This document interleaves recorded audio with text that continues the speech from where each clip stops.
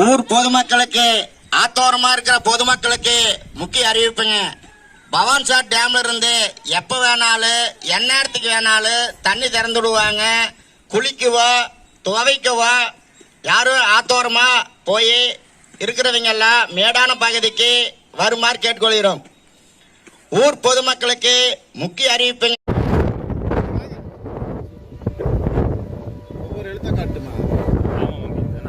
Camera இது மொபைலா தந்துட்டாங்கண்ணா.